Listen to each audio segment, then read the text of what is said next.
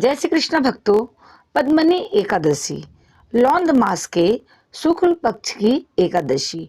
धर्मराज युधिष्ठिर बोले, हे भगवान, अब आप अधिक मास की शुक्ल पक्ष की एकादशी के बारे में बतलाइए।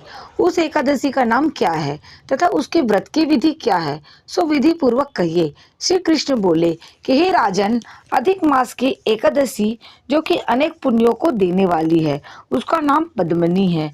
इस एकादशी के व्रत से मनुष्य विष्णु लोक को जाता है। हे राजन, इस विधि को मैंने सबसे पहले नारद जी से कहा था। यह विधि अनेक पापों को नष्ट करने वाली तथा मुक्ति और भक्ति प्रदान करने वाली है।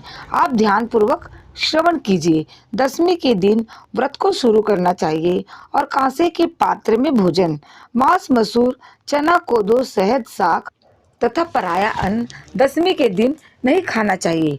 इस दिन हविष्य भोजन करना चाहिए और नमक भी नहीं खाना चाहिए। उस रात्रि को भूमि पर शयन करना चाहिए और ब्रह्मचार्य पूर्वक रहना चाहिए। एकादशी के दिन प्रातः उठकर नित्य क्रिया से निवृत्त होकर पुण्य क्षेत्र में स्नान करने चले जाना चाहिए। उस समय गोबर, मृत्तिका, तिल, कुश तथा आमल की पूर्ण विधि पूर्वक स्नान करना चाहिए। स्नान करने से प्रथम शरीर में मिट्टी लगाते हुए उसी से प्रार्थना करनी चाहिए। हे मृत्तिके, तुमको भगवान ने सुकर रूप धारण करके निकाला है।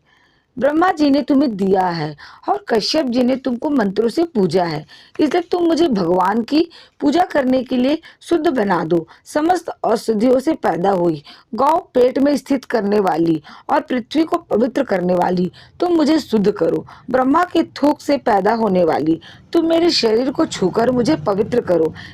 हे शंख चक्र गदाधारी, देवों के देव जगन्नाथ, आप मुझे स्नान के लिए आज्ञा दीजिए। इसके उपरांत वरुण मंत्र को जप कर स्नान करना चाहिए। पवित्र तीर्थों के अभाव में उनका स्मरण करते हुए किसी तालाब में स्नान करना चाहिए। स्नान करने के पश्चात स्वच्छ और सुंदर वस्त्र को धारण करके तथा संध्या तर्पण करके मंदिर में जाकर भगवान की पूजा करनी चाहिए। स्वर्ग की राधा सहित कृष्ण भगवान की प्रतिमा और पार्वती सहित महादेव जी की प्रतिमा बनाकर पूजन करें। धान के ऊपर मिट्टी या तांबे का घड़ा रखना चाहिए। उस घड़े को वस्त्र तथा गंध आदि से अलंकृत करके उसके मुंह पर तांबे, चांदी या सोने का पात्र रखना चाहिए। उस पात्र पर भगवान की प्रतिमा रखकर धूप, दीप, नैवेद्य, पुष्प, केसर आदि से उनकी पूजा करनी चाहिए। उसके उपरांत भगवान के सम्मुख नृत्य, गान आदि करें। उस दिन पति तथा रजस्वला स्त्री का स्पर्श नहीं करना चाहिए। उस दिन असत्य बोलना तथा गुरु और ब्राह्मण की निंदा नहीं करनी चाहिए। उस दिन भक्तजनों के साथ भगवान के सामने पुराण की कथा सुननी चाहिए।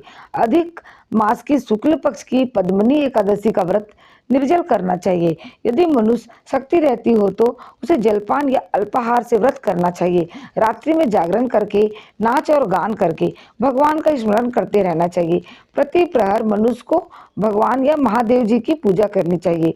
भगवान को पहले प्रहर में नारियल, दूसरे में बिल्व फल, तीसरे में सीताफल और चौथे में सुपारी, नारंगी अर्पण करना चाहिए। इससे पहले प्रहर में अग्नि होम का, दूसरे में वाजपेयी यज्ञ का, तीसरे में अश्वमेध यज्ञ का और चौथे में राजसूय यज्ञ का फल मिलता है। इस फल से अधिक संसार में न यज्ञ है, न विद्या है, न तप है, न दान है। एकादशी का व्रत करने वाले मनुष्य को समस्त तीर्थ और यज्ञों का फल मिल जाता है। इस तरह से सूर्य उदय तक जागरण करना चाहिए और स्नान करके ब्राह्मणों को भोजन कराना चाहिए। सब पदार्थ भगवान की प्रतिमा सहित ब्राह्मणों को दे देना चाहिए। इस प्रकार जो मनुष्य विधि पूर्वक भगवान की पूजा तथा व्रत करते हैं, उनका जन्म सफल होता है और वे इस लोक में अनेक सुखों को भोगकर अंत में परम धाम को जाते हैं। हे राजन, मैंने आपको एकादशी के व्रत का पूरा विधान बता दिया। अब जो पद्मनी एकादशी का भक्ति पूर्वक व्रत कर चुके हैं, उनकी कथा को कहता हूँ, ध्यान पूर्वक श्रवण कीजिए। यह सुंदर कथा पुलत्स्य जी ने नारद जी से कही थी। एक समय कार्तवीर ने रावण को कारागार में बंद कर दिया। उसे पुलस्त्य जी ने कार्तवीर को विनय करके छुड़ाया। इस घटना को सुनकर नारद जी ने पुलस्त्य जी से पूछा कि हे महाराज, उस मायावी रावण को जिसने समस्त देवताओं सहित देवराज इंद्र को जीत लिया, कार्तवीर ने किस प्रकार जीता, सो आप मुझे समझाइए। इस पर पुलस्त्य जी बोले कि हे नारद जी, अब आप कार्तवीर की उत्पत्ति सुनो। त्रेता युग में महिष्मती नाम की नगरी में कार्तवीर नामक राजा राज्य करता था।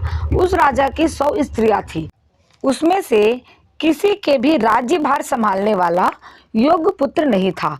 तब राजा ने आदरपूर्वक पंडितों को बुलवाया और पुत्र की प्राप्ति के लिए यज्ञ किए, परंतु सब असफल रहे। जिस प्रकार दुखी मनुष्य को भोग निरस मालूम पड़ते हैं, उसी प्रकार उसको भी राज्य पुत्र के बिना सुख देने वाला प्रतीत नहीं होता था। अंत में वह तप के द्वारा ही सिद्धियों को प्राप्त जानकर तपस्या करने के लिए वन को चला गया। उसकी स्त्री हरिश्चंद्र की पुत्री प्रमदा वस्त्रालंकारों का त्याग कर अपने पति के साथ गंधमादन पर्वत पर चली गई। उस स्थान पर इन लोगों ने 10 सहस्त्र वर्ष तक तपस्या की, परंतु सिद्धि प्राप्त न हो सकी। राजा के शरीर में केवल हड्डियां रह गई। यह देखकर प्रमदा ने विनय सहित महासती अनुसुईया से पूछा कि मेरे पति देव को तपस्या करते हुए 10 सहस्त्र वर्ष बीत गए, परंतु अभी तक भगवान प्रसन्न नहीं हुए हैं जिससे मुझे पुत्र प्राप्त हो। इस पर अनुसुईया जी बोली कि अधिक मास में, जो कि 36 महीने बाद आता है, उसमें 2 एकादशी होती है। इसमें शुक्ल पक्ष की एकादशी का नाम पद्मनी और कृष्ण पक्ष की एकादशी का नाम परमा है। उसके जागरण और व्रत करने से भगवान तुम्हें अवश्य ही पुत्र देंगे। इसके पश्चात अनुसुईया जी ने व्रत की विधि बतलाई। रानी ने अनुसुईया की बतलाई विधि के अनुसार एकादशी का व्रत और रात्रि में जागरण किया। इससे भगवान विष्णु उस पर बहुत प्रसन्न हुए और वरदान मांगने के लिए कहा। रानी उस पर भगवान की स्तुति करने लगी। रानी ने कहा कि आप यह वरदान मेरे पति को दीजिए। प्रमदा का वचन सुनकर भगवान विष्णु बोले कि प्रमदे, मल मास लौंद मुझे बहुत प्रिय है, जिसमें एकादशी तिथि मुझे सबसे अधिक प्रिय है। इस एकादशी का व्रत तथा रात्रि जागरण तुमने विधि पूर्वक किया, इसलिए तुम पर अत्यंत प्रसन्न हूँ। इतना कहकर भगवान विष्णु राजा से बोले कि हे राजेंद्र, तुम अपनी इच्छा के अनुसार वर मांगो। तुम्हारी स्त्री ने मुझको प्रसन्न किया है। भगवान की सुंदर वाणी सुनकर राजा बोला कि हे भगवान, आप मुझे सबसे श्रेष्ठ, सबके द्वारा पूजित तथा आपके अतिरिक्त देव, दानव, मनुष्य आदि से अजय उत्तम पुत्र दीजिए। भगवान उसे तथास्तु कहकर अंतर ध्यान हो गए। वे दोनों अपने अपने राज्य को वापस आ गए। उन्हीं के यहाँ कार्तवीर उत्पन्न हुए थे। वह भगवान के अतिरिक्त सबसे अजय थे। इन्होंने रावण को जीत लिया था। यह सब पद्मिनी के व्रत का प्रभाव था। इतना कहकर पुलस्त जी वहां से चले गए। भगवान बोले कि हे धर्मराज, यह मैंने अधिक मास की शुक्ल पक्ष की एकादशी का व्रत कहा है। जो मनुष्य इस व्रत को करता है वो विष्णु लोक को जाता है। भगवान का वचन सुनकर युधिष्ठिर ने भी अपने कुटुंब सहित इस व्रत को किया। सूत जी बोले, हे ब्राह्मणों, जो आपने पूछा था सो मैंने सब कुछ कह दिया। अब आप क्या सुनना चाहते हैं? जो मनुष्य इसकी कथा को सुनेगा वे स्वर्गलोक को जावेगा। जय श्री कृष्णा, जय श्री राधे। भक्तों, यदि आपको हमारी कथा अच्छी लगी हो तो प्लीज़ लाइक, शेयर और सब्सक्राइब जरूर करिए और साथ में हमें कमेंट करके जरूर बताइए। जय श्री कृष्णा।